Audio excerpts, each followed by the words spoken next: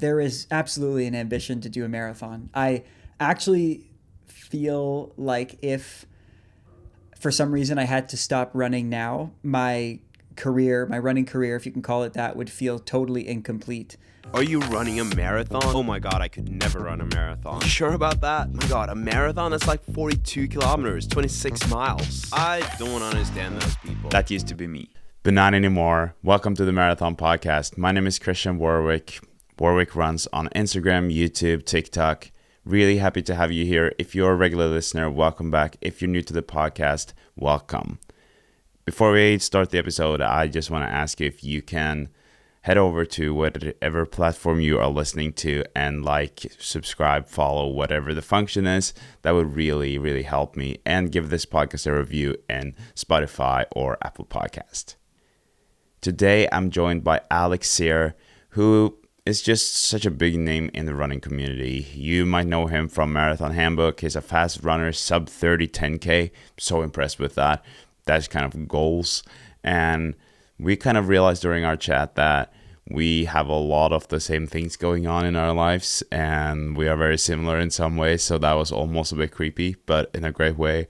And we talked about Alex's running career, phase 1, phase 2. He's had some struggles with injuries, and now he's looking at running in a very different way. And we talk about taking responsibility for your own running and your own injuries. So that is a great chat that I'm very excited to share with you guys. And you might be wondering why I'm posting this on Sunday. That is because it's my birthday. It's my birthday present to myself. I had such a good time with Alex. And I'm now currently an hour or two away from going to Boston. We're going over to the States for Thanksgiving. Really excited about that. That also means that the next few episodes I will just now play the intros and outros for. And so there won't be a lot of updates. Today I have my first kind of harder workout since, I guess, almost the marathon in September because of all the weeks off. Excited or actually just curious to see how that goes. Anyways, let's jump to the conversation with Alex. Alex, welcome to the Marathon Podcast. Thank you so much for coming on. Thanks for having me. I feel like I'm meeting myself from an alternate universe. We're chatting before about how we're on the same trajectory of slowly getting our fiancés to run.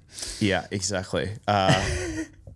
For me, I think it's gonna be a forever project, but we'll see. It's fun. I think that, especially and I think that's for the both of us, we're very passionate runners, and then being able to share that somehow with the people we love, that nothing can beat that. Totally. Yeah. So I've seen your face on the internet for a long time. You have some reels that went viral. You are working somewhere like a lot of people will know about the Marathon Handbook, and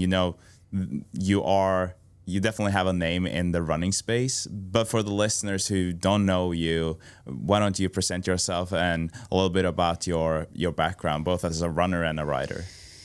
Yeah, sure. Well, I've been a runner for about half my life, so that's 15 years. I am from the smallest province in Canada. And so growing up as a runner felt a little bit isolating at times because it wasn't that popular of a sport back home.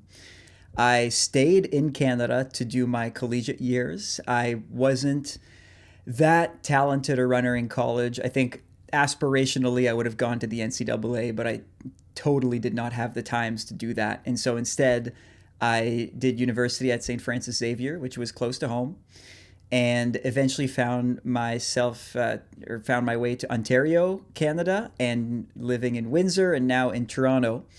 And I've been I've had about 2 phases as a competitive runner, I like to say, because I ran competitively in college, got my mile time down to about the equivalent of a 4:05. I mean, in Canada and in Denmark and the rest of the world, it's the 1500. And so I had a personal best time of 3:47, which was just fast enough for me to think that I'd want to keep pursuing it throughout my 20s.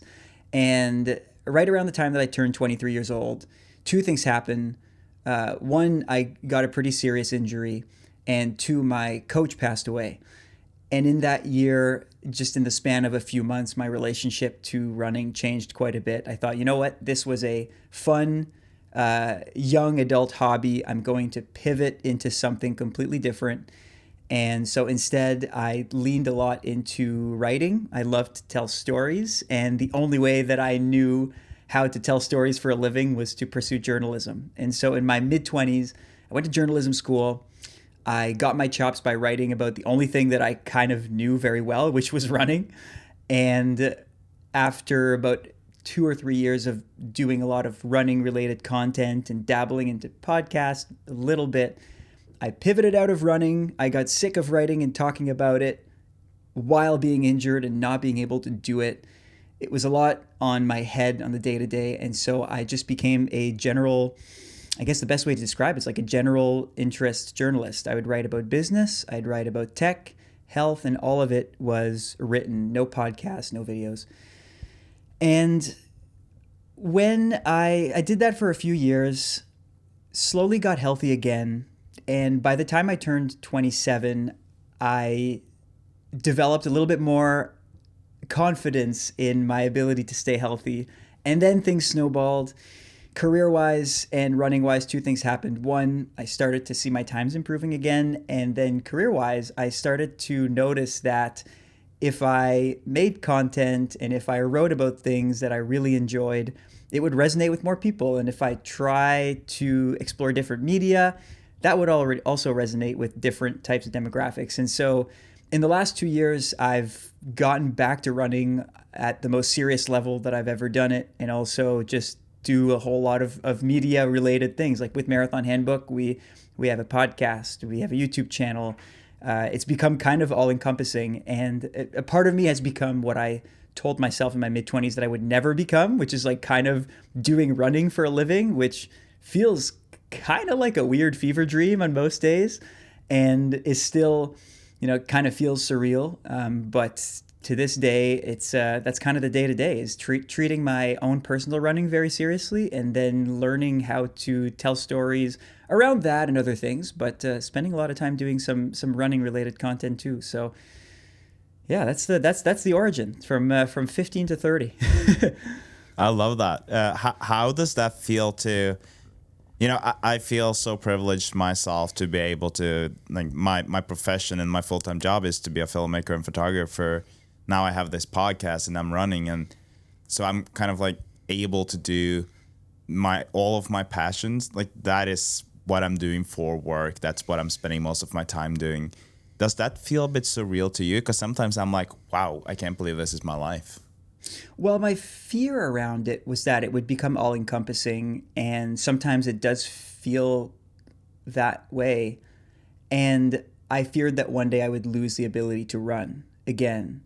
And then what happens when you've put in so much physical and mental and even professional effort inside of this one thing?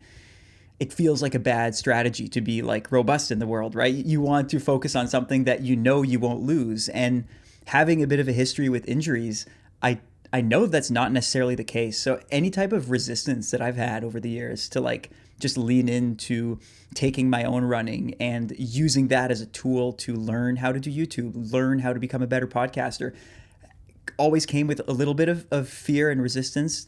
And like, it's easy for me to talk about it now because running's going well. It's been going well for a couple of years, though I'm doing a whole lot to try and stay healthy because I know that is the thing that might spoil the operation. Like, I know your goals. Like, you're gunning for a 2:25 marathon in the future. Yeah. Like, I don't know. Do you feel that? Like, are you ever nervous that the quality and the passion for your work hinges on your ability to do it in the long term?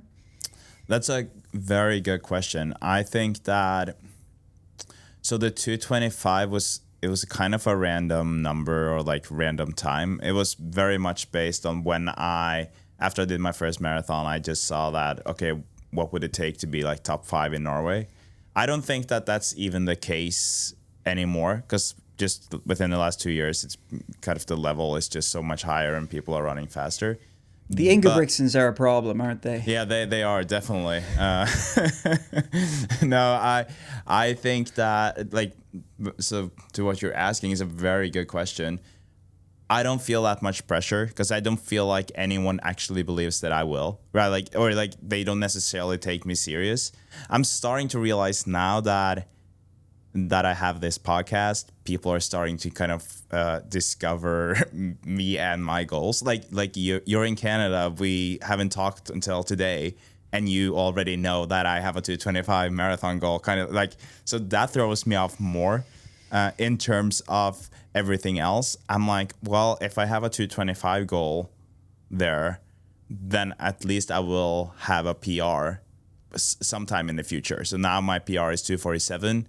I believe that by having that 225 goal, I will at least get closer to that. Whether I actually reach that goal or not, I don't know. And then I think that I had my main sport that was speed skating for years, and I had that Olympic dream. So for me, running is now, it's fun. Like that's what it is. It's not kind of my lifelong dream of anything. It's kind of just something that I'm loving now, but I can really relate to what you're saying about what if I get injured, you know, like, because now everything is feels like it's tied to that running, to the goals, the ambitions, that fun, or running marathons. But then something that I realized the last 2 months, because I've been out sick, then I realized that just by having this podcast, like talking to people in the community, that gives me kind of the same feeling that running does. So I do not want to lose running, but if I did, I hope and believe that I would actually enjoy this part just as much. It's not like talking to runners on the podcast it has not made it harder for me to be sick, if that makes sense. But I think that with speed skating back in the days, because now I was talking to someone about it yesterday, I can't even go to a speed skating race because I know that if I go to a World Cup and I meet all my friends and I see people that I used to compete with and I see that they are like going to the Olympics, whatever, I will have a month or two at home contemplating, like, should I do a comeback? I'm 33 years old. Like, there's no way. Like, I also didn't have, like, I've tried for so long. So I know that it's not possible, but that is hard. So that's where maybe I will have more of what you're talking about. Because for you, it seems like running has been a part of your life for so long. That is your main sport. It has always been like that.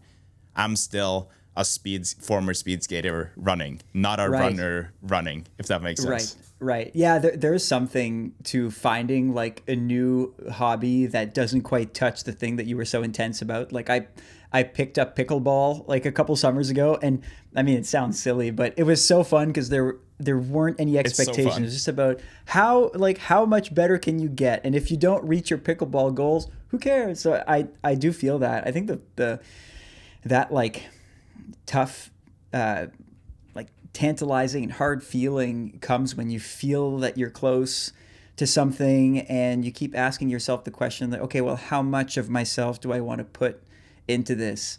And I find myself in that zone a lot with running, because at my ability level, it's like I'm pretty good, but also I've encountered many actual professional athletes who go the extra few miles, like literally, but also just make the perfect lifestyle choices that I still haven't learned to make for myself. And so it's that weird dissonance between a part of me is like, yes, I do want to go all into this, and then another part of me saying, well, you know, you have this full rounded life and there are some other parts of it that you need to nourish. And sometimes that will intercept with what you think is the lifestyle of a pro runner. So yeah, it's a weird zone to be in sometimes.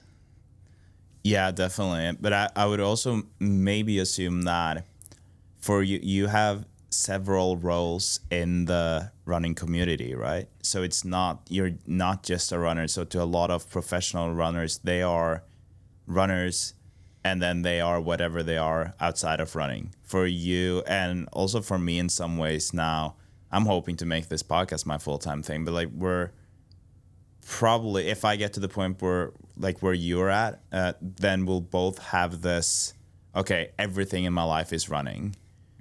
And so that can definitely be harder, I guess, because then we have this love for it, this passion for it, which means that if running isn't going the way we want to, then that might be even harder for us, right? In a different way than it is for others. I'm sure for a professional athlete it will also be super, super hard. And they also just like, that's their identity, right? Like, I'm a runner, that's who I am. But that is also why I think that people like Jess McLean, for instance, she's thriving by having a full-time job on the side.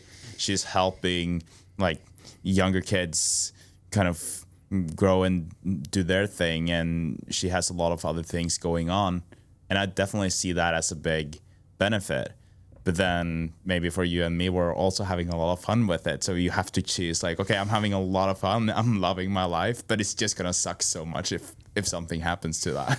True, and I guess I do need to remember that like I am not I'm not living as just a runner. Like in my daily life, so much of what I do relates to running somehow, but over time like I've started finding enjoyment in like how to, learn how to, well, I guess in today's deliver, but usually be on the other side of a podcast interview, or how to make a compelling YouTube video, how to write a really good story.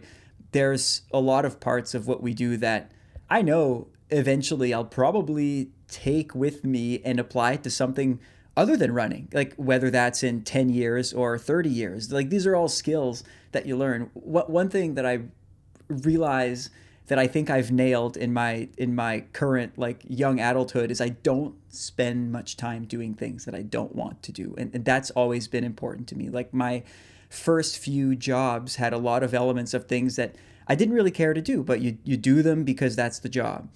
And I used to work in communications for a national sport organization that was also related to track and field. And so I was kind of adjacent to interests that I had, but a lot of the things that I was doing on a daily basis, I didn't really care about. And I needed a good push from my fiance to finally quit that job, because I had pondered a long time to like leave. And once I left it and started freelancing, the professional goal became, okay, how can you in your work life spend the most amount of time doing things that speak to you and that relate to you and that not only you're passionate about, but also that move the needle and help you learn things and help you engage with other people.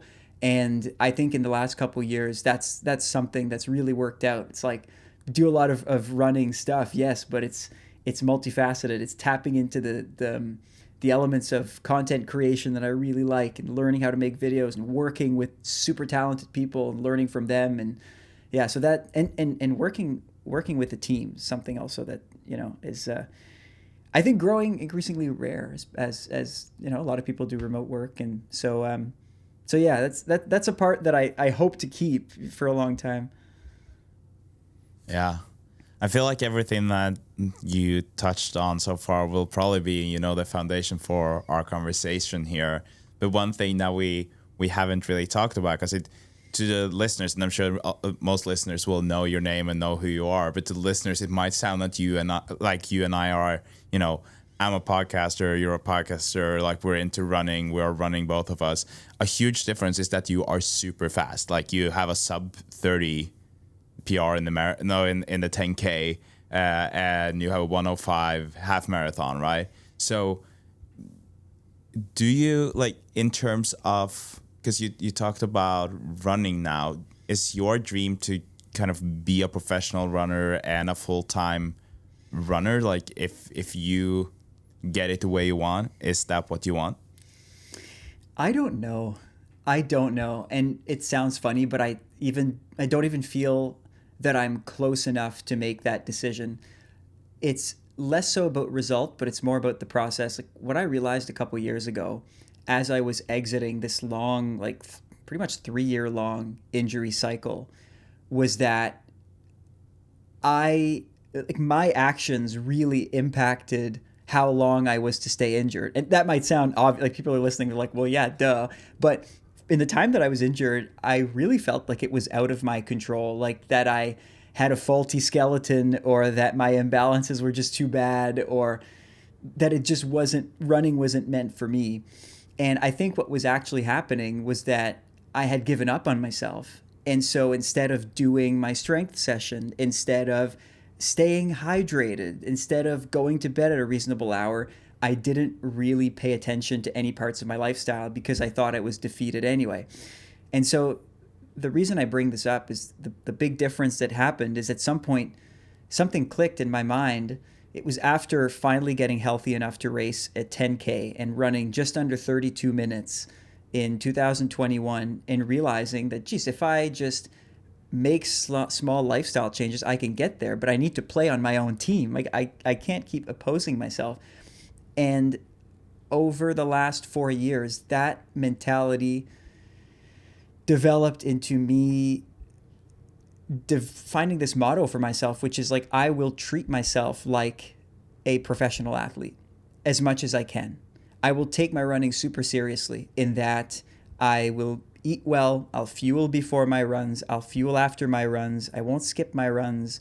I'm going to take care of my body, do my strength workouts. And the more I implemented that, the better I became, because it allows me to run more and run healthy. And also it helps with the work that I do, because the work that I do is a whole lot harder if I'm only running half the time. And so I wouldn't say that the dream is to be a professional runner, bar none, but that's the process that I'm choosing to employ right now. And if it happens that I get into a pro field, that's great. If I win money doing a road race, that's great. And my goal every season is to get better and to tackle it with a little bit of urgency as well, because I know that people don't improve forever, and there will come a time when the goals change and they become more so a type of age group goal. And before I get there, the goal is to get as fast as I can. And if that's a 62-minute half marathon, I'm over the moon. But it also might not be, and I need to be okay with that too.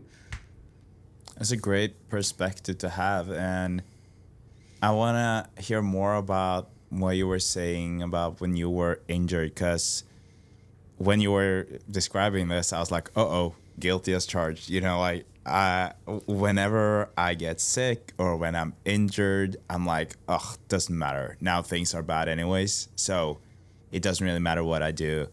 And so I might skip a meal and eat candy instead because we had some candy after Halloween or whatever, you know, these things that are so easy to do. And I've talked about it before on the podcast that one of the things that I see myself that I need to be better at is the nutrition and being better at, like, I'm good at breakfast, I'm good at dinner, but then everything in between sometimes can end up just not being so good. And so I might feel like I'm an athlete or that I'm doing everything right, but then it comes to those smaller things, and I noticed that my Aura ring told me that I've had much less sleep than I thought I had. So, you know, all of these things, and how do you snap out of that? Because that is like what I know that I need to do it, but I'm not so good at just taking action, I guess. Yeah, and there are some habits to pick up that are harder to pick up than others depending on what motivates you. So personally, what I skip out on is strength workouts, because I don't really enjoy going to the gym. I know it's very good for me. When I'm on my strength, I don't get hurt. But there's like this other little part of my head that'll give me the licensing when I finish a really good run. I'll tell myself, you've worked so hard. Or don't go spend an hour in the gym. Go do something else. That's happened before. And that part is hard for me to rectify. Other parts have been easier, like taking protein. I take protein and creatine after my runs now, which is something that I didn't really used to do. And I find that it's helped me stay healthy and run more. And so to snap out of it, like my guess as to how I do it is I approach the parts of my life, or I make the lifestyle changes that feel the easiest first. Like if I feel out of whack, I go into a week and I realize that I've been doing my runs. That's never the issue. I always get my runs done. But I'm not worried. I'm not thinking about how I'm eating, how I'm sleeping. I'm not doing my strength workouts. The way that I like flip the cycle from it going from vicious cycle to virtuous cycle is I I attack the easiest thing first. And I tell myself, okay, no, this week you're not skipping out on your protein. It's literally like put powder in a glass of water and mix it. Like, this is not hard. Just take it and shut up, right? And so I do that. And then the next day I realize, well, I'm already on this good cycle. Now I'm a bit more motivated to do my strength workout because now I have momentum. And so that's it doesn't always work perfectly. There are always things that are a bit of resistance. At our age, like, so I'm 30 or 33, you said, there are a lot of like friends and family and personal events. Like, there is wedding season every summer. And so there are some weeks where things do fall off the wagon, and then it's hard. Again, I always get my runs done, but sometimes it's on 4 hours of sleep and then a whole lot of travel. I took this flight and took that flight, and you'll enter some weeks feeling pretty terrible. But then it's like, okay, what are the little things that I can change? And after a couple days, after you've taken, your protein and creatine and you started sleeping well for a few days, then it gets easy to go to the gym. Yeah, I love this, and I totally agree with you that it feels like one good habit kind of is followed by another good habit of, like, if you're good at a lot of things, then you don't want to be bad at that last thing, because then all of the things that you've done kind of just, it feels like a waste in a way. Like, I remember I was 17, I think, and that was like my first year of professional speed skating training. So, and when I say professional, then I'm kind of talking about like elite, more like the level of training up to 35 hours a week. And I remember I think it was August or September. And so our off season is in April, and then we start training end of April, and then season starts in October. And when you hit August, September, you're getting pretty tired of all the dry land training, right? Like, you have so many hours and you just want to get on the ice and compete. And at that point, it's easy to start feeling almost like I'm not motivated to get out anymore because I'm tired of this. Like, it's been too long. And then I'm reminding myself that if I skip out on a workout or a training now, or if I start being less serious, everything that I've done from April to September is gonna be just waste. Like, I won't benefit from that at all, or at least not the way I would want to. And so I think that is kind of back to what you were saying, right? Like, you get into those routines of doing it, and then you feel like you owe it to yourself almost because you've done some other good things. It's not easy though. Like, it can be hard, but yeah. So Totally. I am curious to hear more about like how this all started, because it's clear that we could almost look at your running as in two phases, right? Like, you have one from what I would assume a young age, and then you have these injuries and a break from it, and you needed a break from it kind of, and then you got back to it. If we focus first on phase one of Alex's running, do you remember the day or the time when you like fell in love with running? Yeah, I mean, so coming from such a small place, there wasn't much in the way of training, track clubs. Like, as a kid, that didn't really exist. All there was the provincial cross-country championship every year. And I don't think any of the 250 kids who show up actually trained, because we just did other sports. And then we all went to this big part, the western part of Prince Edward Island, and then run, I think it was maybe 2 kilometers. Everyone sprints out the line, and then whoever doesn't completely blow up wins. And that was it. Like, there was no real structure. And I remember when I was in grade 6, I showed up to these provincial championships, and everyone makes the provincial championships, by the way. There are regionals, but there are so few people on the island that regionals are just for show. If you want to run provincials, you run provincials. And so I get there as an 11-year-old without really running or training. I was a hockey player. So you're on the speed skating rinks. I was on the hockey rinks. So very characteristic of a Canadian, I guess. Everyone plays hockey here growing up. I got off the line. I took the lead. I kept the lead, and I won. And as a kid, that's kind of all you need. When you feel like you're good at something, you have some talent that becomes your identity, then people in your class know you as the fast runner, and then boom, you fall in love with it. That's kind of it. And so I remained a hockey player throughout my middle school and high school, but kind of felt like I had that secret weapon in that I was just a pretty talented runner for my tiny part of Canada.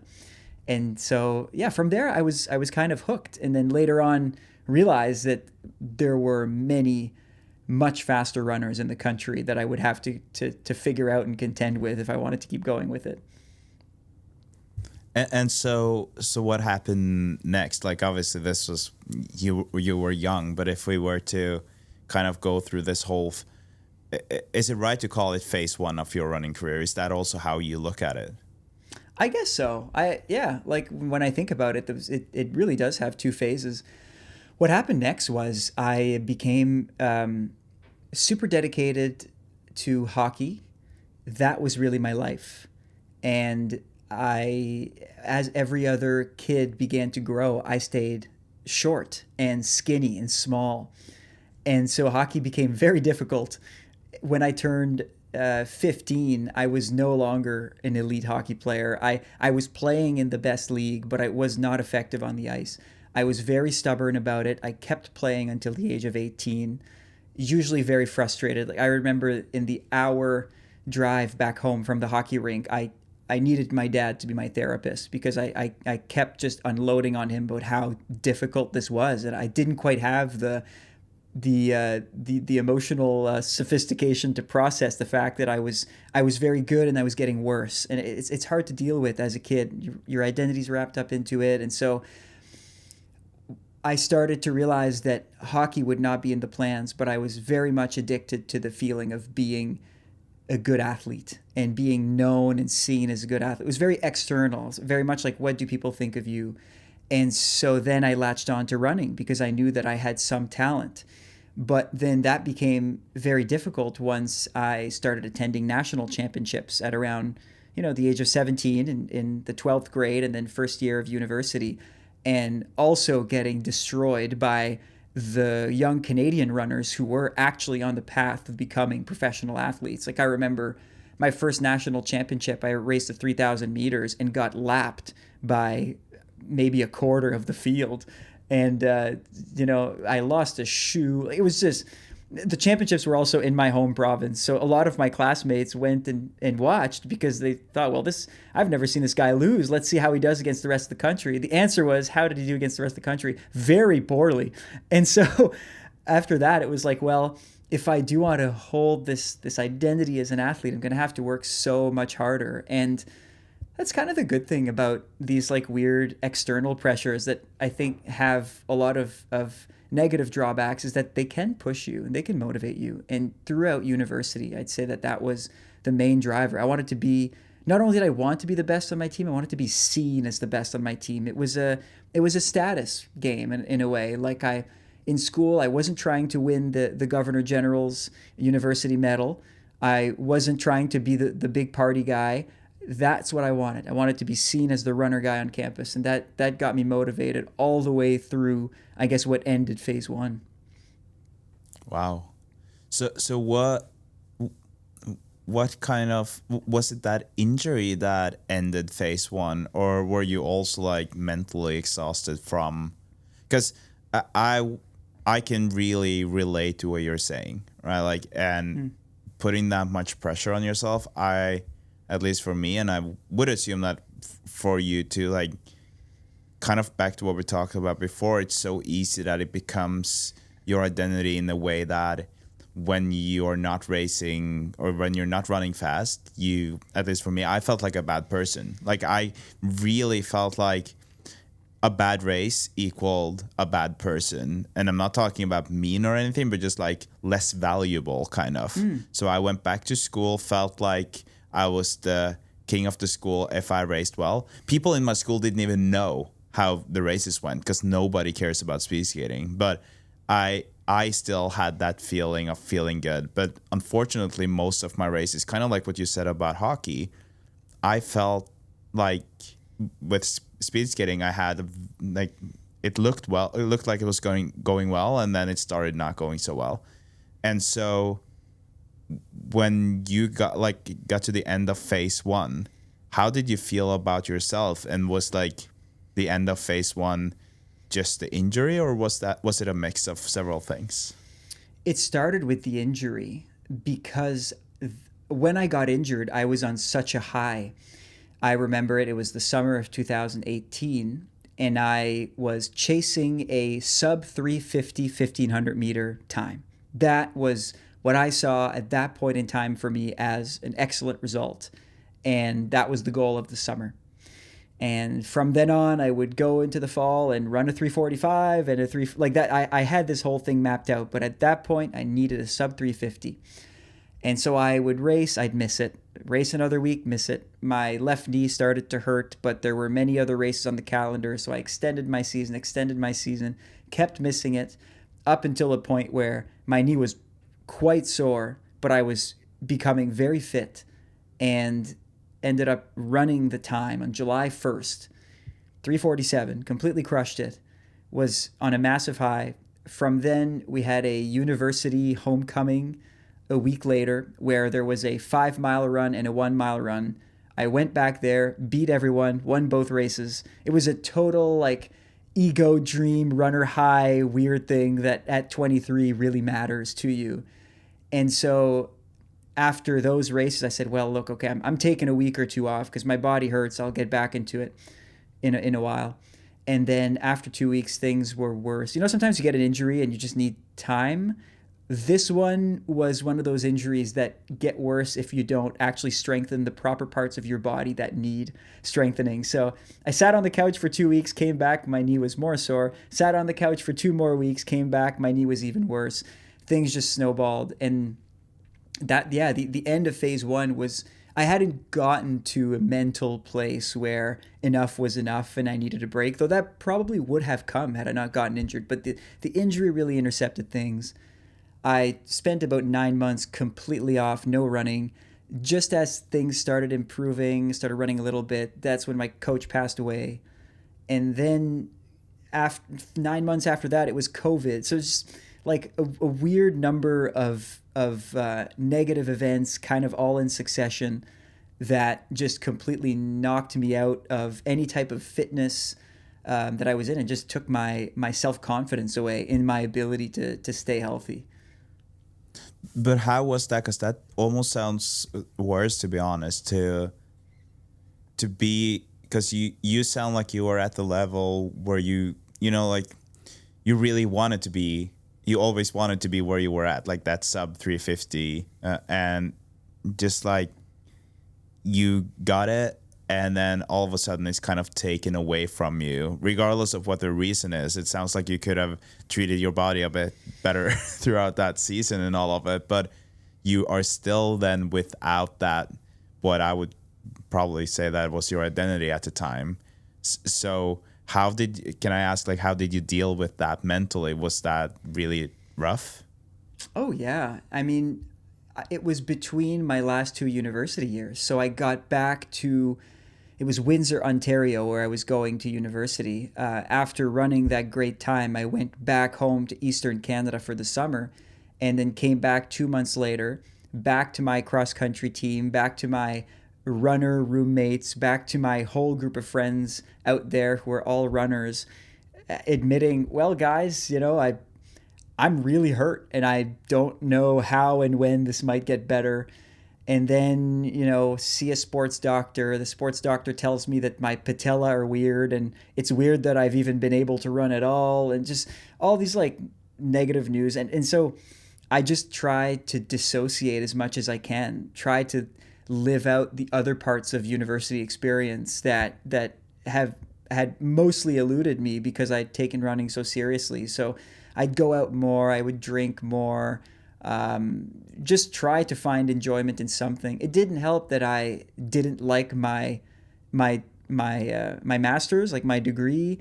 I wasn't yet doing any type of real writing or content. I was a little bit lost for quite some time. And then, see, at the time, my coach was really helpful to like keep me on the path and keep me motivated. And then when he left us, well, that was difficult as well. So no, I think there was about a good year inside of those 3 years where mentally it was kind of rough. I still think of that time when, like, if I go through a tough period, I still tell myself like, well, it's not 2018. Things were worse in 2018, and so yeah, it took me a while to learn how to deal with it well. And I think eventually what just helped was just to try to build things back up step by step.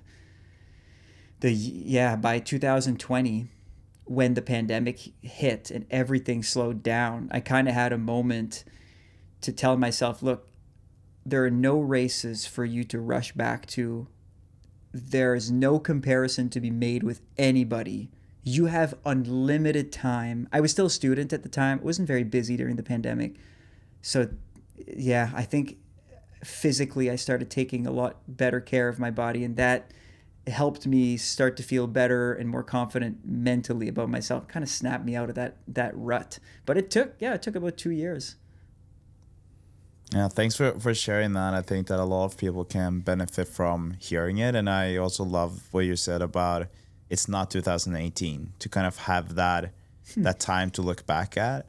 And obviously we never know when we find ourselves in a rut, whether this is going to be the worse than whatever rut we found ourselves in earlier. But it's still a nice thought to have. And I guess that for you, running really became unimportant when you lost your coach, because it sounded like you guys had a pretty good relationship.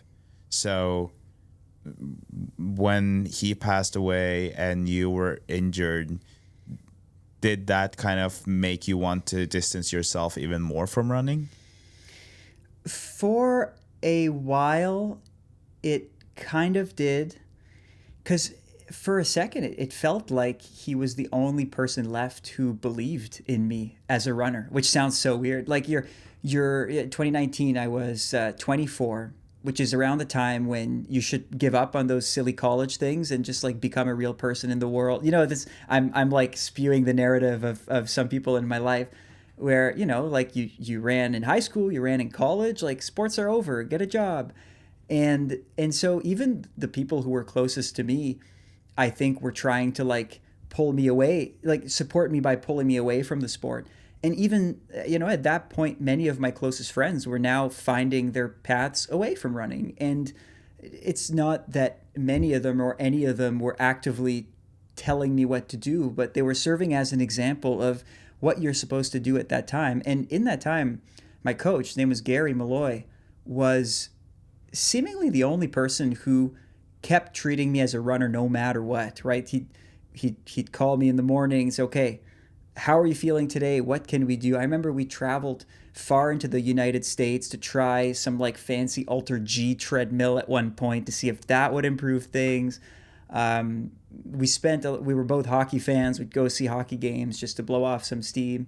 So he was very much there and believed in the fact that maybe in 3 months, like, you'll be back running and be okay again. And no one else thought that way. So when he was gone, it started to feel like my own personal delusion that I would one day run again, whether competitively or not. And I mean, if anyone's dealt with injury, they know that like the goals change over time. When you've been injured for a long time, it's no longer even about like, oh, I want to PB in the 1500 meters again. No, it's like, I want to be able to just go out and run for 20 minutes and just go outside and move somewhat fast in the world. Like my benchmark for what constituted success was so much lower. It was like, can I just like run around the house and not have my knee hurt? And even that felt unlikely. And so, yeah, when he was gone, it was like, geez, I need to find something else that motivates me. And in that year, in the COVID year, I started to learn something that I still think is important for me today. So I'd always been motivated by how other people saw me as a runner. But, and you've alluded to this earlier in the conversation, and I totally resonate with it. But I almost had to start feeling and thinking that no one actually cared about what I did as a runner to tap into a new source of motivation and more powerful motivation that just came from myself. And that would remain whether I'm injured, whether I'm healthy, whether I'm running fast or slow. Because at the end of the day, and maybe I needed to like become an adult to realize this, no one cares that much about how fast you run. And so you don't need the validation of other people so much. You know, if I do a half marathon and I run a 66-minute half marathon, I'm pissed. And if I run a 64-minute half marathon, I'm over the moon. And 99.999% of the people in the world think that those two things are exactly the same thing. So it's kind of crazy. Yeah. So I think I needed to go through this phase where I realized that there's no one really whose day will change based on how I run and who have that so present in my mind. This is like, it's a personal thing. And I think that had I not gotten there, I probably would have lost motivation, because that extrinsic external motivation, I think, has a bit of an expiry date. Yeah, no, definitely. And so then when because obviously you're injured, and you said that you kind of found this way to, or you realized at some point that you almost, like you said, you were not responsible for your injury, but you were kind of more responsible for getting back. It was more up to you than you might have thought. I think that's a very common thought to have, right? Like, ugh, I'm just not meant for running, or I'm running in the wrong shoes. You know, all these things that we can think about when we have pain. What were the things specifically that you started doing? And you did mention strength training, but like, was it something that you had known about that you started doing, or did you learn something new to kind of just like, oh, okay, if I just do this, then I'm actually going to be able to get back?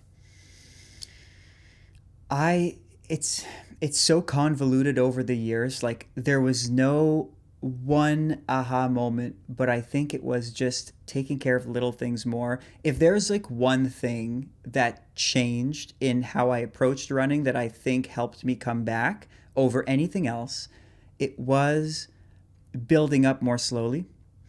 And there needed to be, and that's a physical change. That's like a very tangible change, but there needed to be a mental shift for that to happen. And the mental shift was that I kept comparing myself to my past self.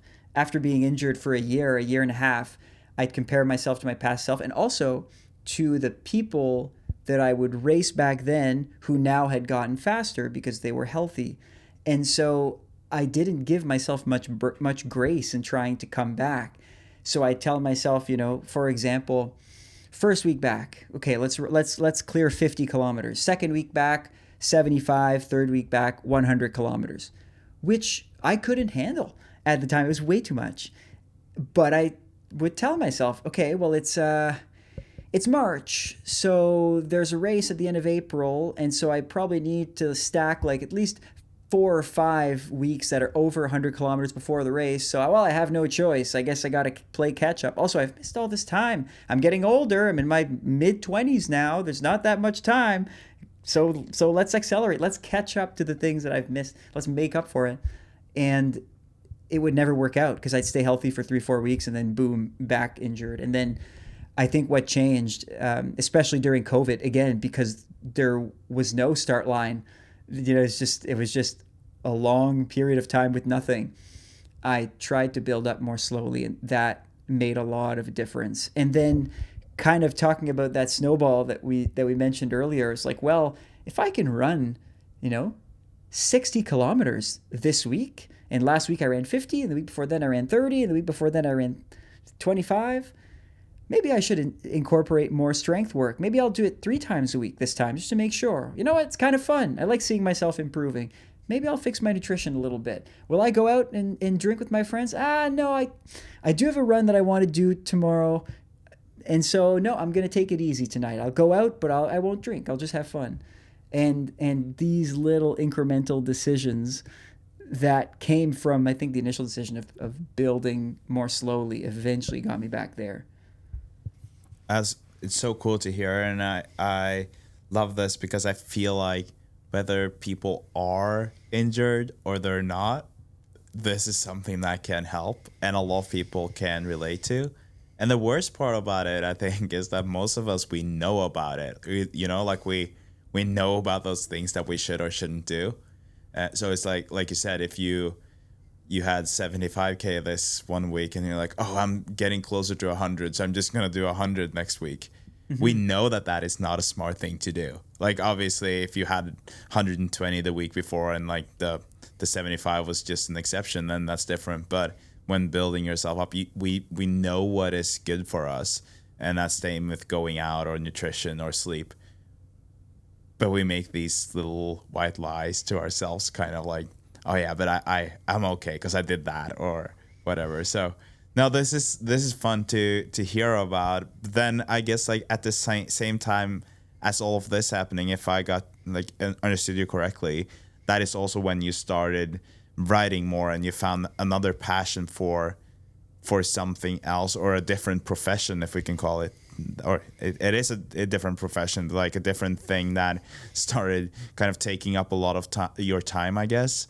So do you think that also played a part in it, where running became less important and then that also snowballed into better results somehow? I think so.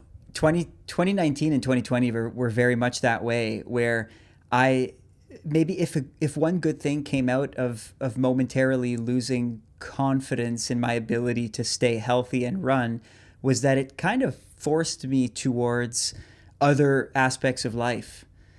One of them being journalism. I landed a job just after I guess during my journalism degree, which was writing for the Globe and Mail, which is like I call it the best publication and like traditional publication in Canada. So that became very motivating to me to like seek and find success elsewhere. And my job there was to be a general assignment news reporter. And so like one day you'd write about COVID, and then another day you'd write about a frog infestation, and then another day you'd report on a shooting. And so it was just all over the map, but maybe the best thing for me at the time, because it just exposed me to a bunch of other things that eventually I started to find interesting. And because of that job, and it was an internship. It was there for 3 months, but it had a big impact on me, because even coming out of it, I'd go through my life thinking about anything but running, all different things.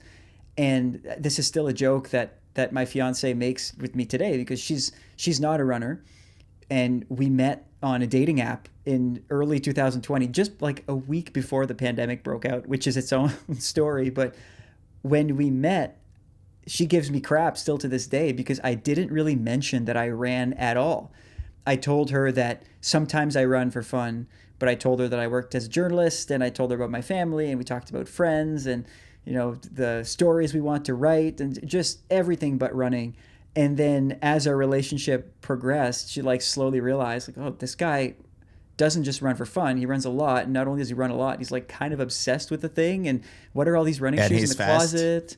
And he's fast, and he's going to care about it. And sometimes he doubles, which is insane if you're not a runner. Why would someone double in a day? And just like all these little things that built up. She's like, you completely catfished me. You pretended to be a regular guy, and you're instead this runner dude. But I tell her, I wasn't completely lying.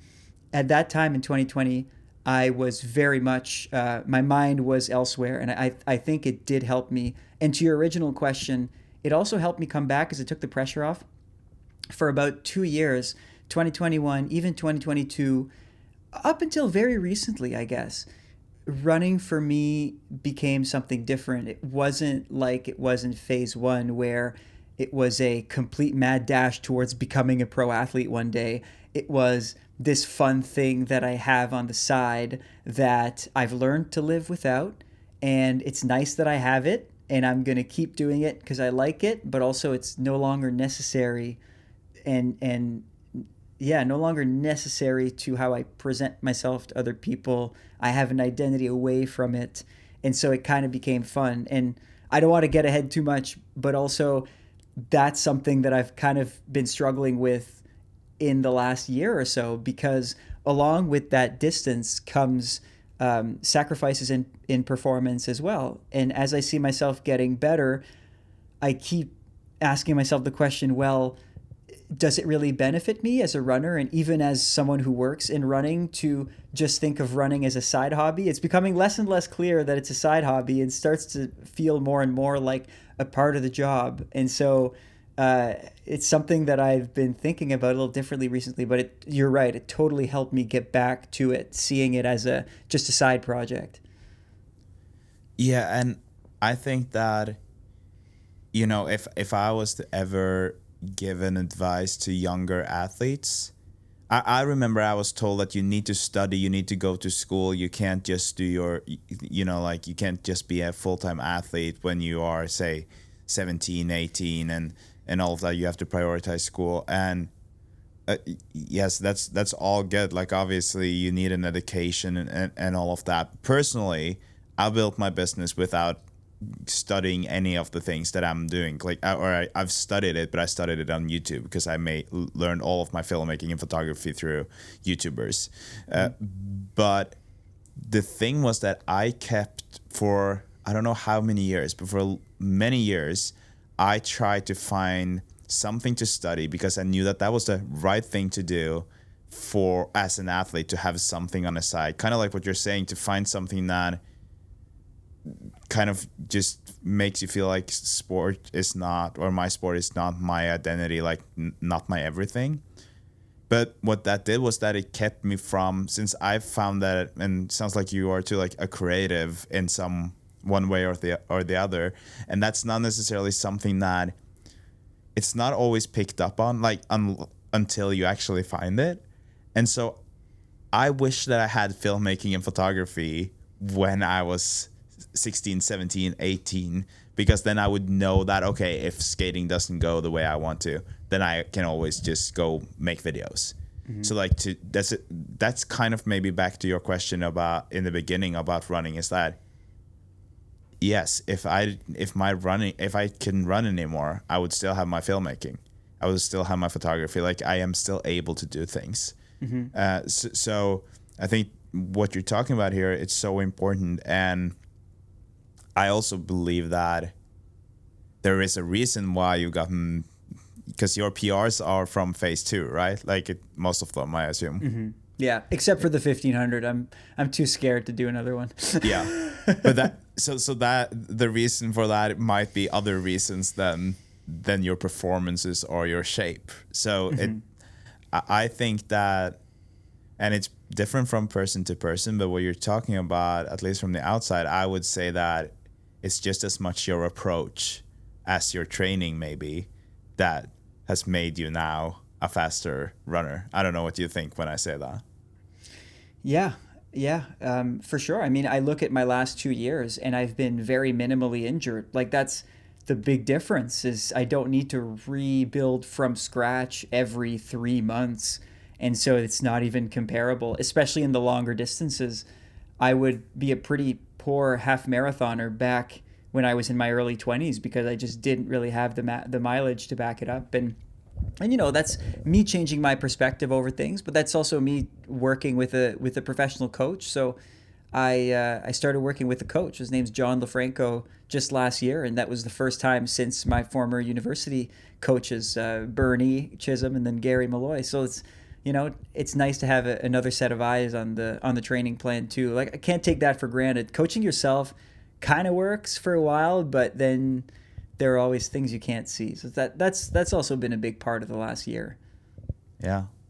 And I want to talk a little bit about how you made your entry into the running space again in terms of your writing and content and all of that, because I would also assume that you are getting a lot of knowledge from people you're working with, right? The team you if you head over to the Marathon Handbook's website and look at the people working there, there's a lot of knowledge just in that about page. So you have people you can talk to, you can learn from. And so when was it that you went from covering news to doing more sports content or running content, or running related content? And how do you feel like that also helped you as a runner? Oh, wow. Well, Big joining question. marathon. Sorry about that. No, it's a fun question because Marathon Handbook came to me as a total surprise, and I told my colleague Michael about this, and he knows that I entered it very reluctantly at first because so Michael, I need to mention Michael Doyle. Anytime I talk professionally, I need to talk about Michael because we've worked together for so long. My first ever writing gig was a freelance story for a magazine that he was editor-in-chief at, and we've known each other since then. He's also living in Toronto like me, and in 2021 we tried to like make our own startup publication. It was called the XC. It was a Substack, and sorry, I said 21. That was 2019, pre-COVID. The pandemic kind of killed it. Never really went anywhere. We knew we really liked working together, and so fast forward to the end of 2023. Now I've become a very general news type of journalist who also is starting to do magazine stories and having fun with that and developing those skills and feeling like my career was decided. Here's Michael coming back to me saying, look, I want to try this running thing again, and I have an idea, and someone's reached out to me and it seems really fun. And I almost tell him right away, look, you caught me 2 years too late, man. Like the running stuff is over for me. I'll run for myself, but I'm done with running content. You know, that was in the past.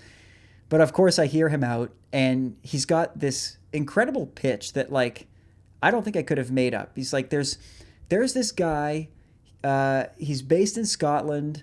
He has this running website. He has Amby Burfoot in the fold, who's like, I've read Amby Burfoot stuff when I was like 12 years old. It's like, oh my God, okay.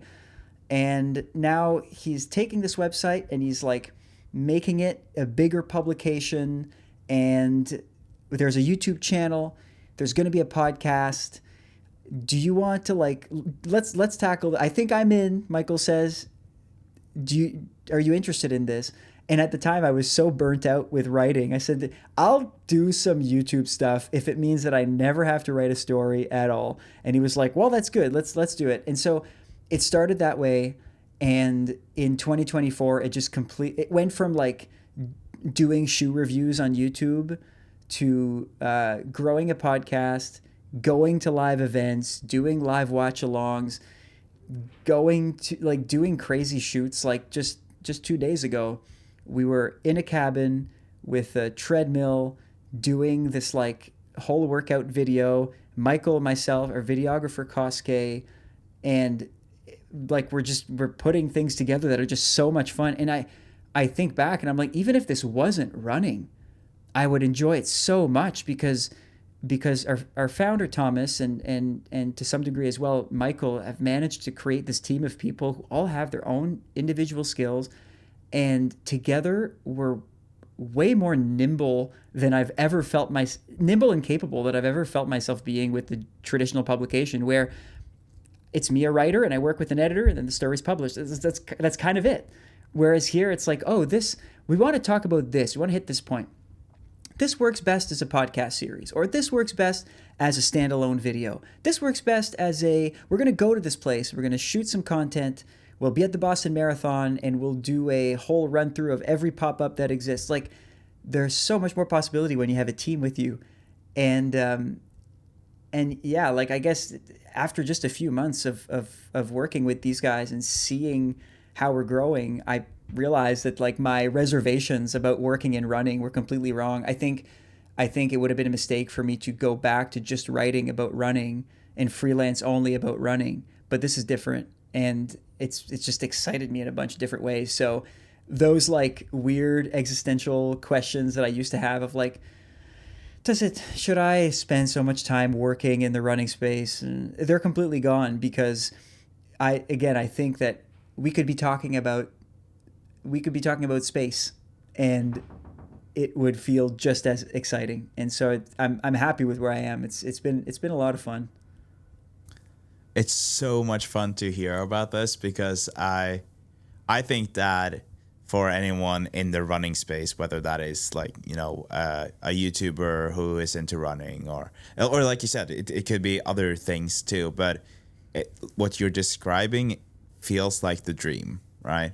like for me to having this podcast, and it's like, oh, hopefully one day I can get there. It sounds like a lot of fun, and what you're saying is obviously you have the team, and that is the community, and I feel like that running community is also so unique and special in so many ways, and that's, at least for me, something that I haven't really experienced in the same way before.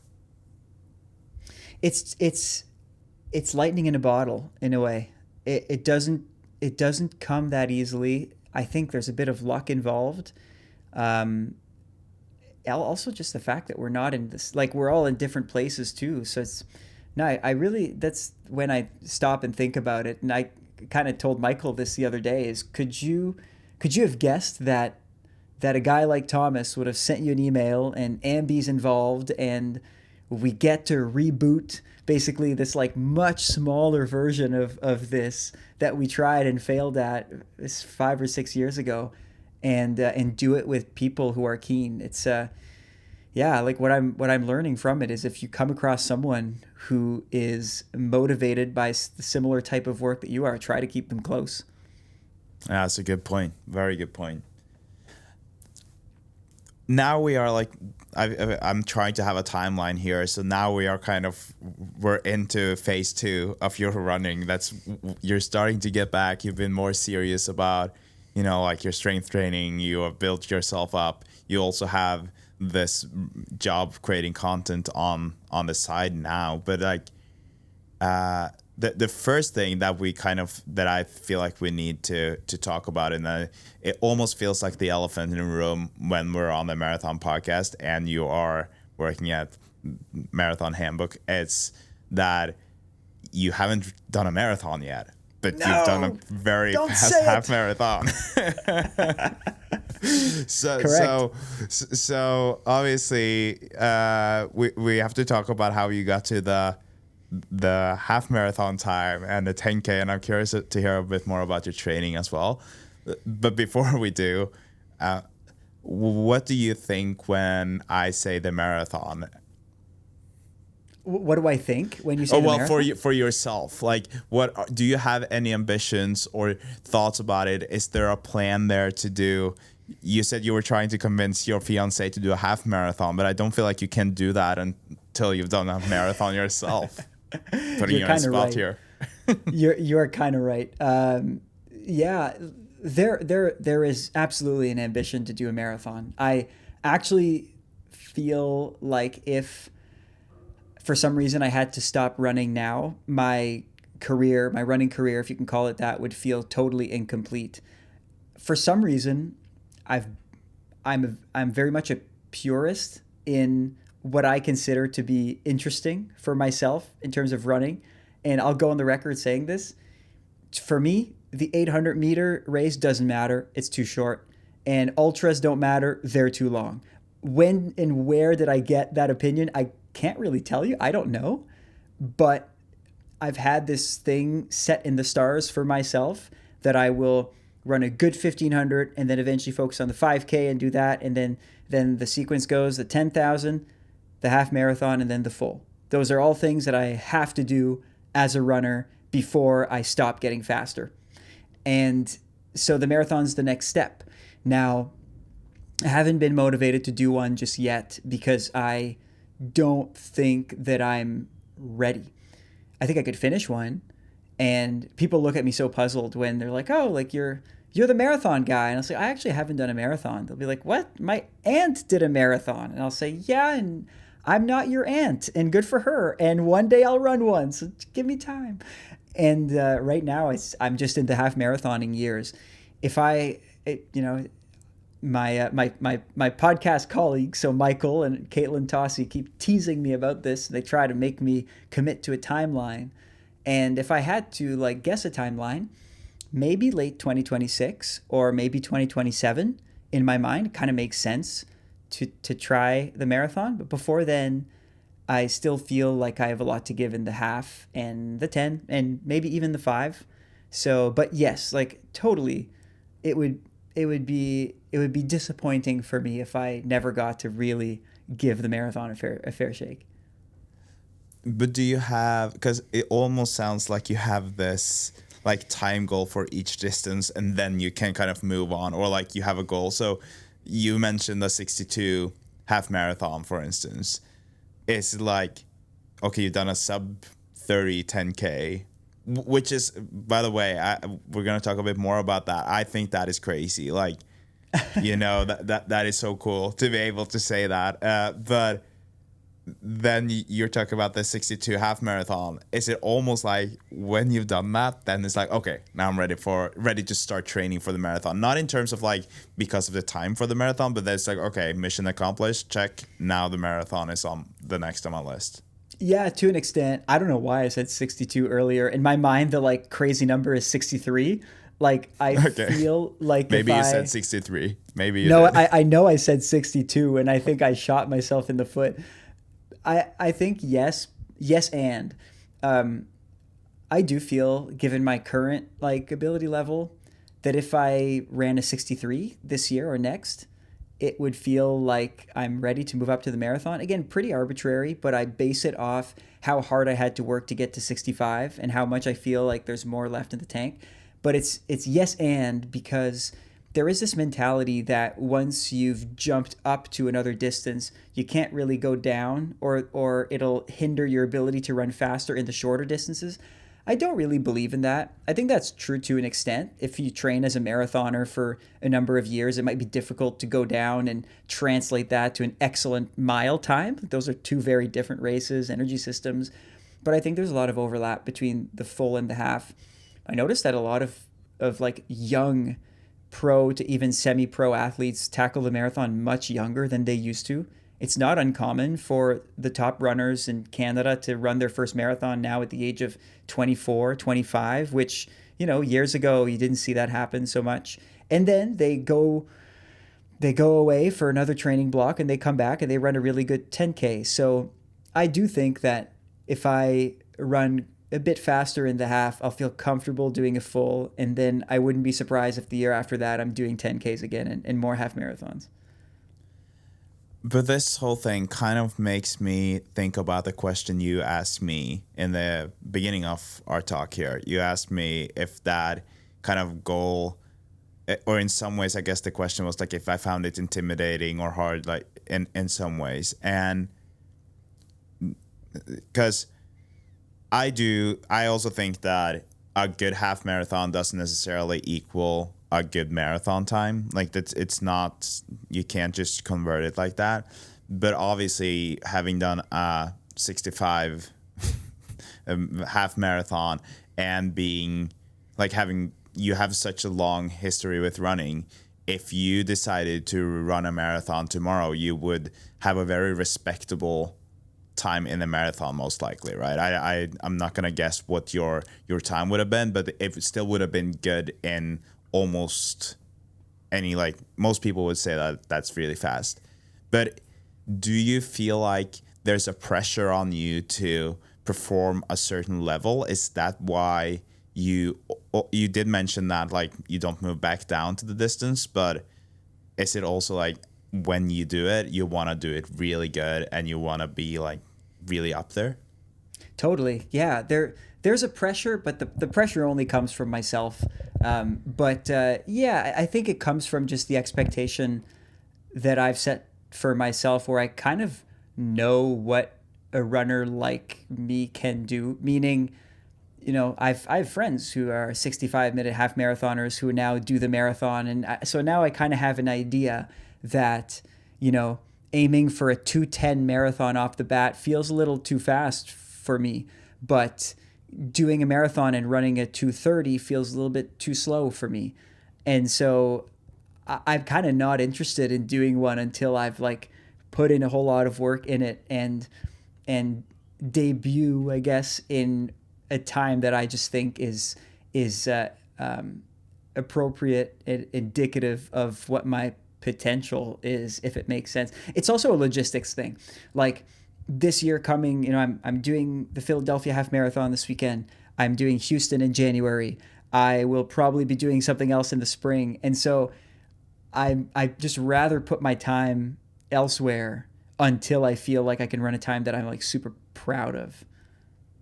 Yeah, that it does make sense. And I think that this is also where people who don't have that background in running as you have, they might not really understand this, because for you have a different perspective on those things, right?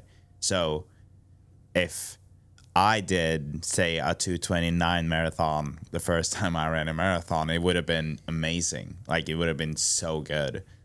And I'm sure for you, if you did the same thing with a 1:65 half marathon time, and totally regardless of what other people thought, that would have been a disappointment to you, because it doesn't really match each other. So I totally get where you're coming from, but I do find it funny, I have to say, that you know, like, you're in the space you are in, you have the job you have, and you haven't run a marathon. So I'm just gonna put the pressure on you there. Oh, dude, it's fun. Like, I will get messages sometimes being like, wait, what? Like, do your colleagues know this? Like, have you told them? Like, don't you have a marathon time on Strava? Like, are you a fraud? It's like, yeah, just wait, it'll come. But you're right. It's totally relative. I don't want to speak for this guy, but Ben Flanagan, right? Canadian, Yeah. legend, Olympian, excellent runner, debuted in the marathon in a 2:15 at the Toronto Waterfront Marathon. And for a guy like me, a 2:15 debut would be absolutely phenomenal. But for him, I doubt he was happy. And I mean, got to preface this: Toronto this year was like it was an awful weather day. Like, it was hot and it was windy, and he didn't have anyone to run with. And I think he had a bit of injuries leading up to like a million things happened that led him to just like kind of run a 2:15 pretty controlled from the front. And we interviewed him after, like, he was like, that was hard. And, you know, this is what he said. He said, this is the slowest marathon I'm ever going to run. And so it's like, he was disappointed, but fair enough. He's got a 61-minute, I think, half marathon. And so it is all relative in the end. Yeah, it's all about that perspective. But what I find even more funny, and I'm not sure if all of the listeners, whether it's your podcast or this podcast, will know about it, but if they look up your name and marathon, one of the first things that will show up is this article, or it's a podcast episode, 8 reasons not to run a marathon. And I'm sure, like, if you actually listen to the episode, it's about much more than just that, but it's still funny to me that's the reason. So that was also one of the reasons why I wanted to bring it up, that it just makes the whole thing more funny in my eyes.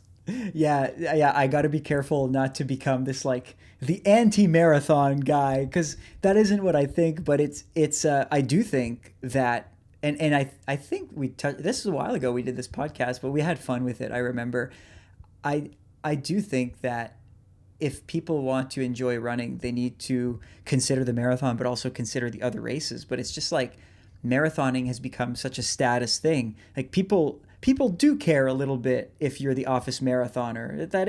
It's kind of like me in high school, right? Or even in middle school. It's kind of an identity marker where you show up to work. It's, oh, this is Steve. He does marathons. Like, oh, you know, that's pretty cool. And so I think a lot of people are after that, and after the bucket list item, and now the majors have gamified it. Like, oh, you can do all these 6 or I guess 7 marathon majors and get a cool medal.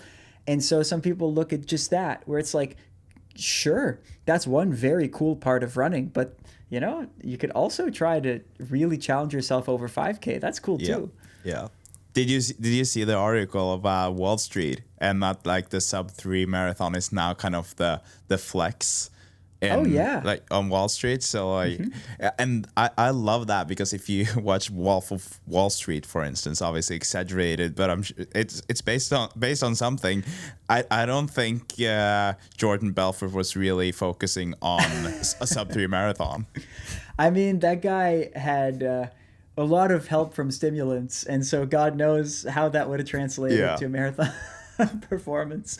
But you're right. It's this, like, health culture is totally permeated the professional world and so many worlds. And that's what I tell people. I'm glad that I've lived long enough for my weird hobby to become popular. It's really neat. I know, yeah. I feel very fortunate as well. Like starting a podcast, and I think it was my cousin who said, "Well, there's no way that you can really, succeed with a running podcast because it's just such a small group of people running." And I was like, "Well, right now that is actually not the case. I think that it can be a very lucrative space to be in." Yeah, totally. Yeah. I have friends who have a sports psychology consultant, a nutritionist, and they've asked themselves the question, like, do I want to be like or I guess a dietitian, I should say, do I want to be a dietitian for the general population, or do I want to be a running specific dietitian? And it's a very fair question. Either way, you will get clients. Yeah. Okay, time flies. We've been talking for 1 hour and 18 minutes already, Yeah, and that's what you get to interview another podcast host. I apologize. No, I love it. I'm having such a good time. So, but just let me know if you have to go. But I am curious about a little bit about your training, because I feel like we can't really end our conversation without talking about how you got to where you are today in terms of your training. Do you have, and you talked about having coaches, but do you have like a training philosophy that works for you, that is very clear, like in terms of intensity control or mileage and all of that? Yeah, so I've kind of identified myself as a bit of a lower mileage guy. Last year, I guess earlier this year, I ran the Houston Half Marathon and then went on this like Strava rabbit hole, creeping most of the guys who finished near me because I actually got curious. I was like, I wonder how these guys train and how it's different from my own training. And many of them were, hovering around the 100 miles a week type of range. And I don't touch that, not nearly. I'll run more like 110 to 120 kilometers a week. And that's been working. It's kept me healthy. So I guess I'm low mileage, higher intensity. I typically do 2 to 3 workouts a week. It'll depend. But I think maybe the most unusual thing that I'll do inside of my training, and this is like some implementation from my coach. You're Norwegian, so you will know the pull and the draw of double threshold. I don't do double threshold training. I fit extra threshold in a different way. So in every easy run, I'll do this like weird little threshold cut down where I'll do like 5 minutes at threshold pace, and then 1 minute at threshold pace, then 2 times 30 seconds, 2 times 15 seconds. So it ends up being like 7.5 minutes of threshold running in every single easy run. Sometimes I skip it. If I'm feeling tired, I'll skip it. But in most easy runs, that happens.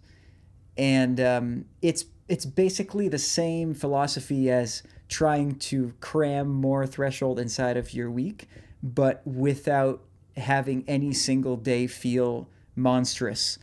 And I've done this for about 15 months now, and I've been running well. I find it's been working. Sometimes it could be a little daunting because the purpose of some easy runs is just to turn the mind off and go. Whereas like on most easy runs, I know that at some point I'm going to be running hard, but it also helps me avoid like crazy hard days. That's really cool. I haven't heard about that before, but honestly, it does make sense because the recovery time will not be that long. And I don't know when you say threshold, because that is also, it's hard to define these days. I feel like people are, using that term very wildly. I remember the biggest realization that I kind of made was, and I guess that's what you call LT1, LT2. I never had a relationship to that, but like low zone 3 compared to high zone 3, it's like low, for me at least, low zone 3 works very well. I don't really need to go high. I don't need to do that to build my capacity. But then I also don't have that much of a recovery time. I can easily do that during, say, like you said, an easy run. If there's a hill, I could just, okay, I'm going to go a bit harder up here or whatever. Is that, where on that scale are you when you say threshold in that easy run? Probably probably near the top end of zone 3 if you put it into zones. I actually started doing this and was going, I think, a bit too fast, where I would like I'd probably tap like VO2 max level kind of stuff, because when I started working with my coach, I was actually coming back from an injury. And so I was using those as like mini workouts every day. And then over time, I think I've trained myself to just make them a bit easier. So off of feel, it feels, when you finish that little fartlek, it feels you're breathing harder, but also like you shouldn't have to stop and catch your breath at the end of those little ones. They're much more relaxed. So they end up being like a tiny bit slower than my half marathon pace. Yeah. And then you said you had 2 to 3 workouts a week, right? Yeah, 2 to 3. It tends to be more, I guess, closer to 3 when we just get into the big, intense parts of the season. And then early season and late season, we tend to go back to 2. And what does that normally look like if you were to take us through those 3 workouts? A lot of threshold. So because like threshold being the pace that you can hold for an hour, and then my half marathon takes just a little bit over an hour, you're kind of killing 2 birds with 1 stone. You're doing half marathon specific training, and then also you're building up your threshold capacity. So for many weeks, it's been like on a Tuesday, I'll do say 6 by 6 minutes of threshold pace, so about 36 total minutes of it. And then on say Thursday or Friday, I'll have something that's maybe a little bit easier.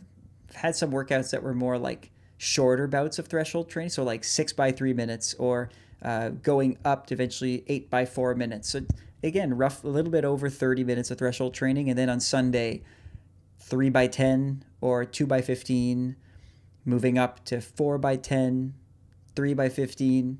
So that's usually the longest run with the longest bout of threshold. And at the end, if I can hit about a plus, including all these little thresholds and easy running, I'll usually hit like maybe over 100 minutes of threshold in a week, which usually gets me fit. And then every now and then we'll go into a hills block where I'll do like 8 times 1 minute uphill, like go to a long hill, just do long hills, and do one of those per week. I've also had these fartlek workouts where these are hard, they're deceptively hard, where for lately it's been 32 minutes. You alternate between marathon pace and 10K pace. So you're tackling that half marathon effort from both sides. And so the first workout in this sequence is 3 minutes at marathon pace, 1 minute at 10K pace, and then do that 8 times. Then eventually it becomes the reverse. So 3 minutes, essentially a kilometer at 10K pace, times 8 with 1 minute of marathon paced effort in between. So I did that last week and completely failed it. So I'm not there yet. That sounds horrible, honestly. It's hard. It's very hard. Wow. Okay, so first of all, it's personally, I think it sounds like a great training plan. Like it sounds smart. I like it. If you were to, or when you are to start planning your first marathon, what are the biggest changes that you will make, you think, if you look at the training you're doing today? So I'll have to talk to coach, but my guess is more mileage. Like what seems to really, that was an eye opener when I creeped all these competitors on Strava. Like what seemed to really separate me from all these other guys was that I was short 40 kilometers a week or 50 kilometers a week. Some of them run even more than 100 miles a week. What I see as the easiest thing to include, because I'm already pretty maxed out on intensity. Like I can't see every run including more threshold, or at least I hope that's not the case. But it's adding miles. I do doubles every now and then, but covering 110 to 120 kilometers in a week is a good amount, but feels like quite a bit less than some of these other guys are doing. And so, and I think I could pretty easily tack in more. Maybe that's it. Maybe that's it. More volume is likely where we're going, especially if the marathon is next. And then the long run, is that something that is intimidating to you, or do you feel like that is all already something that is there with those like 4 times 10 minutes or 3 times 15, and that you just have to add a little bit to it? It's actually a little intimidating to me because my longest runs will still be, say, 25, 26 kilometers, which, is not that much compared to those big marathon training blocks. Last winter, my biggest run was a 30-kilometer run. And even that had me feeling a little bit differently. Like the feelings in the last few kilometers were odd. The pain was different. I felt like, oh, I should have taken a gel with me. My head's getting to feel a little bit light. And those aren't feelings that you deal with a lot when your longest distance is the half. So I don't know how I'll respond to these 34, 36 kilometer threshold laden runs that just take hours. And yeah, that part scares me a little bit. Yeah, because you did mention the nutrition part about this, or the fueling part. And that is, I would assume that coming from the shorter distances and having a goal of running as fast as you want to run in a marathon, you need to start nailing that fueling at some point, right? And right now it's not, I don't know how you go about it, but it's not, I would think that it's not crucial to kind of learn and know all about that, because some people fuel during a half marathon. Do you fuel during, or? No, I don't. I had a friend who's just starting to run ask me yesterday. She says, I have a running question for you. Can I ask it? And I got cocky. I said, of course. Ask me what you'd like. I know everything there is to know about this. She's like, what do you do for fueling? I was like, just kidding. I don't really do that. I love this.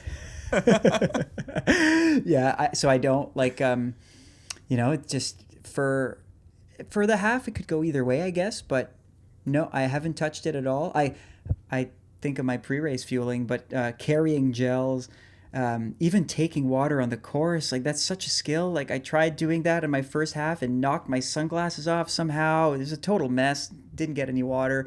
So there's a huge technical learning curve that I know is going to come. And that scares me more than it excites me, because it's less obvious than just run a lot and work hard. It's learn how your body responds, trial and error. So yeah, that's coming.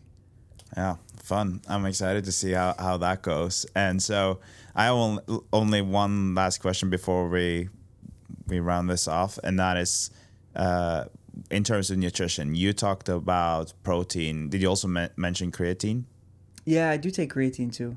Yeah, because that is something that I feel like is, it could be that I'm wrong about this, but especially within the running space, that it's kind of a new thing where people have started doing that more. I've listened to Brady talk about this a little bit, and what is your take on that? And have you really noticed any difference, like taking a protein shake and creatine and for your running? Mm-hmm. It's funny you mentioned Brady. So Brady Holmer, he's actually the guy who got me into it as well. So the creatine industry owes a lot to our pal Brady. Yeah, because he's the reason why I bought it as well, actually. There you go. Well, it's good because I like following his stuff, because it's a kind of cutting edge sports science from a guy who's also chasing the half and the full, and so it was fun to see him experiment with it a little bit before I ended up doing it.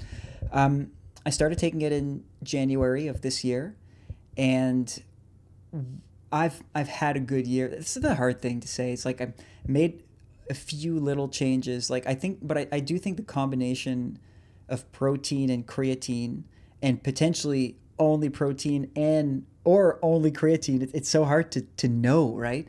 Without doing these long clinical trials, have definitely helped, because my intensity, like the amount of intensity I run in a week, has gone up by so much, and especially amount of intensity while staying healthy, I think is that's what I'm probably the most proud of this year, is how many intense runs I could pull off without getting injured. I missed 3 weeks in September, and other than that, I was good. And I do think the post run makes a big difference. So the protein and the creatine. My fear with creatine is that I guess there's a really small part of the population for whom creatine makes them retain extra water weight, which you don't want that as a runner. I didn't have that at all for me, so I just kept taking it, and I I felt enough of a positive difference. I'm like hesitant because it's like you don't know what exactly makes those changes, but protein and creatine started taking. I've been healthy and happy for the very most part since then. So yeah, I'm keeping it in my routine. Yeah, that's a very interesting discussion. I started taking it myself, and it's like you said, it's close to impossible to know sometimes what is it that actually makes that huge difference, right? There are several things that I'm using, whether that is running shoes or whatever it is, right? Like, it feels like it's better, but it could also be kind of back to what we talked about before, that it's just the total of everything that you do, and then you feel like adding that last thing is what helps you. I don't know. Alex, I'm so happy that you wanted to come on. This has been so much fun. Last question. What are your dreams and ambitions? And I realized that when I said professional athlete before, we tend to talk about that and that is obviously, like, per definition, a paid athlete. But that doesn't necessarily need to be about the results. So if you were to just dream big and be very ambitious, what are your dreams and goals for the future as a runner? Oh man. So more than anything, I want to run competitively and enjoy it for as long as possible. That's like a pretty qualitative answer. Quantitatively, I would love to give the marathon a really fair shake and take my time down as much as possible. Like I have a few friends who are now in the marathoning phase. We're roughly the same ability level, and they're like, hitting 217, 218. And I think that I can get there as well. And then I think that if I'm healthy, like, all of us can get faster. And so there's no reason for me not to dream that I could go, 215 or even faster than that. And so I think chasing a good marathon for a few years is a big goal of mine. The 10K, my goal was to break 30. Maybe now I need to adjust that to breaking 29. That would be very cool. And I think that it's doable. And as for the half marathon, would love to get in the 63s and who knows how much faster. But all of it, I think, only happens if I stay healthy and motivated. And so I think it's more so my long-term dreams and goals as a runner is to continue to create an environment that keeps me healthy and enjoying the sport as much as I am right now, because not everyone has this. Not everyone has a daily hobby that brings them so much joy and work, I guess, and connection with people. And I do feel like I've spent a good amount of years hating running, and I feel like that relationship has completely changed, and I feel lucky that I have it in my life in this way. And so I hope to keep it. Awesome. My goal is for 2026 is for us to meet up and go for a run and get to know each other better. I've really enjoyed this conversation. So thank you so much for guesting the Marathon Podcast, and good luck with everything going forward. Well, Christian, thank you for having me on. And I'll add that to the goals as well. I'd love to actually meet up in person in 2026. Awesome. I think that was a perfect birthday present for myself, and hopefully it was a great present for you too, and that you enjoyed this episode a lot. I sure am more motivated after talking to Alex, and I feel like I really gained a friend, and I can't wait to meet him and talk to him at a major in 2026. In the next episode, we're having McKenna Myler on, and that was a very, very useful, important talk and chat. We talked about women's health, we talked about running pregnant, and we talked obviously about her own running career. But I think that this is a must listen, and when we first started chatting, I was like, this is going to be a great conversation for girls and women. I realized that it's just as important for us men to listen to this. So thank you for listening to this episode of the Marathon Podcast. Can't wait to keep growing this community, and just really appreciate you being here. You listen to the Marathon Podcast, brought to you by Wallet Studio.